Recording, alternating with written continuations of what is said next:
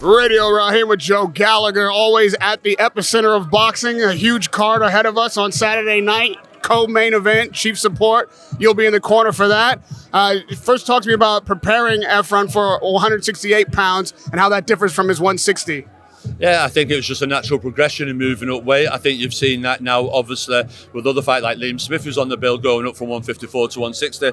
Mark's at an age 31 years of age. He's fully matured, and his performances in his last few fights at 168 have been sensational. He's knocking people out, and he's back to doing what he is, which is a puncher. He goes in there and he breaks noses and breaks jaws, and that's what we expect Saturday night.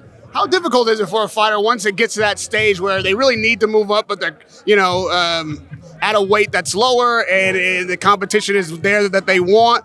How do you decide as a trainer, it's not worth the sacrifice and breaking your body down and make this weight anymore? Well, do you know what, Rahim? What I noticed the big difference is in America, that's not a problem. The amount of times I've been to America, the first time I met Zab Judah, a welterweight, and I went, he's welterweight. Then you see Gervonta Davis for the first time, you go, he's what? Like the size of them.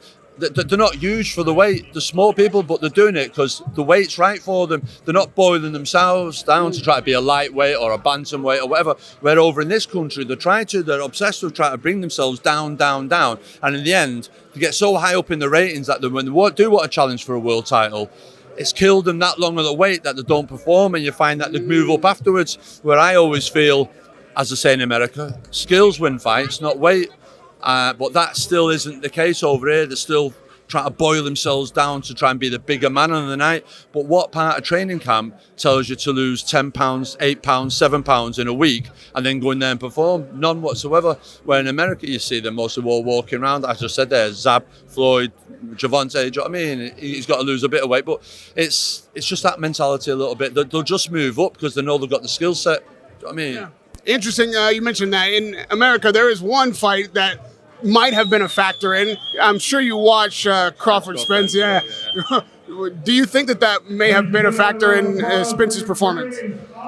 Listen, you can't take any away from Terence Crawford. It'd be wrong to do so. I think maybe what's happened in Errol's private life with the accident and the confidence and the inactivity, maybe in the time that he's been active, Terence has been fighting and regular and often and maturing and building into a big, strong welterweight, where Errol might have missed that movement. You feel, do you know what I likened it to? When Donald Curry fought Lloyd Honeyghan, he just stayed at the weight that one fight too long. And then when he moved up to fight McCallum, he was doing well, but then he got caught, but the damage was already done at the lower weight. Does that make sense? And I just think Terence has grown into that weight now, where Errol's grown out of the weight and they stayed at that weight too long, but you can't take nothing away. They were confident that they made the weight. They agreed to fight at the weight, so there's no point crying about it afterwards, but full credit to Terence Crawford. There's a lot of nights on boxing that leave us with a little bit of controversy, and last Saturday night is no different. Obviously, the Daniel Dubois shot, body shot, low blow, depending on who you ask. I'm asking you, what do we see? Well, to me, it was an illegal shot. It was a low blow. Usually when fights, I've been over there, and you know when you bring the fighter to the middle of the ring, if you feel someone's wearing the protector too high, you'll say to the referee, ref, that's too high, that's above the navel. I'm asking you, anything on the waistline's good. The ref there and then will turn around and say, anything on the waistline's a good shot. Because the ref goes, you'll try to come with it, do you understand? But looking at all different types of images and video footage, at certain moments during that fight, Usyk's protector was below the navel button. Every now and again, it was above it. So, but at the same time, Daniel Dubois' protector was quite high and covering his navel button. But it was a shot. If you're touching shorts or a groin, it's a low blow. And that should have been thrashed out, and it was a very good referee. He's been in huge fights, he's well experienced on the big stage, and he ruled it a low blow. And as you say, it's down to the referee to decide when a foul has been called. We know in the first matchup between Eubank and Smith, Chris believes that an elbow played a big factor in whether or not he won that fight and whether or not he was legitimately knocked out. I guess what first do you make of that assessment?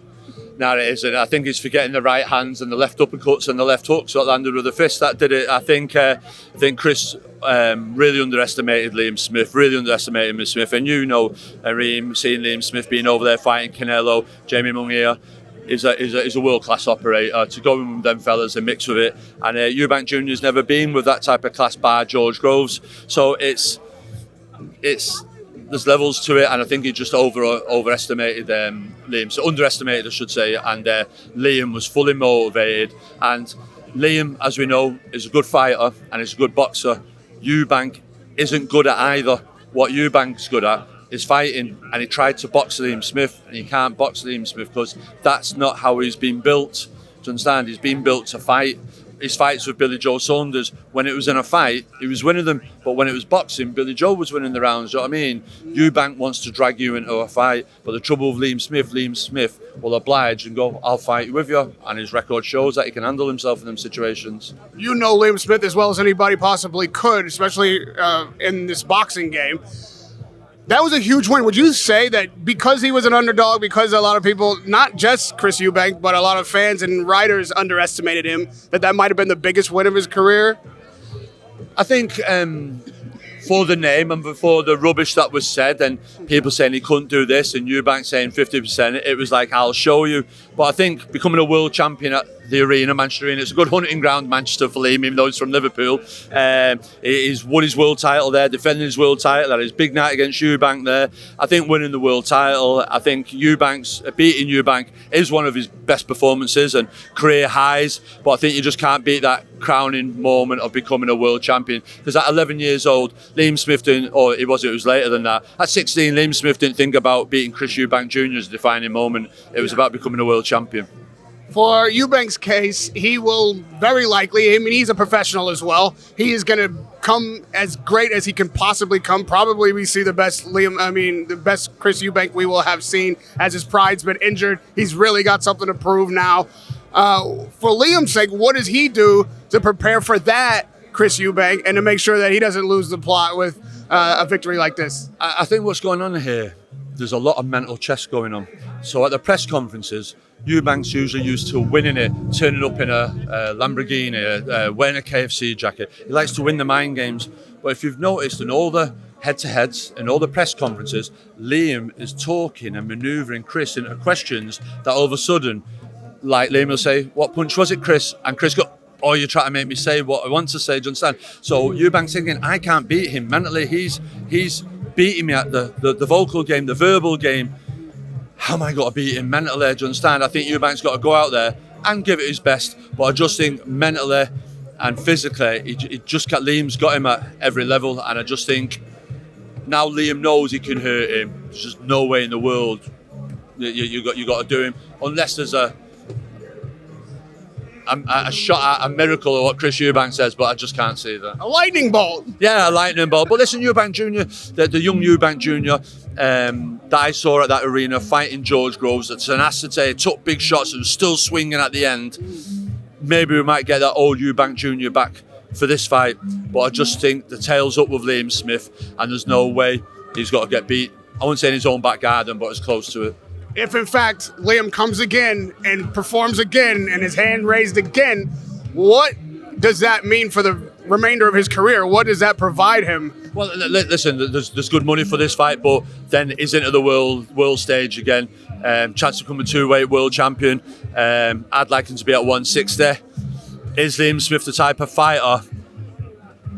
Because Triple G has been in that many wars. Is Liam Smith the man to end Triple G's career and reign? It's all about timing and boxing, but that would be a fight I'd love to see. And for Eubank, if he's done up again, is he done? Well, he'll say he won't. He's got 4 or 5 years, but the name Eubank, there's big fights for him still out there. And there's Conor Benn being mentioned if he can ever get his license back again, and other fighters, Amir Khan and all them type of fights. So we'll just have to wait and see. But I don't think it'll be the end of Eubank Jr. His pride won't allow it to be. After what we saw on Saturday night from Usyk, his performance, does that weigh into you at all when you look at the factors between Fury and Usyk? Do you take in Saturday night into account? Does it change the way you match that fight up? No, I think Tyson Fury is a very good heavyweight. Good jab, good movement, throws body shots well. I think the fact that he can go on the front foot and have it, as we've seen with Deontay Wilder, shows he's willing to take the risk. What you see with Usyk is somebody that Muslim could make Tyson Fury think a little bit early on. You're seeing early on he was feinting with the jab, feinting, and making Daniel reach sometimes, and I think it could be quite a physical chess game early on, do you know what I mean? Mentally, the feints and everything else. But then 6 rounds in, Usyk now is fighting once a year. That's his 5th fight in 5 years the other day.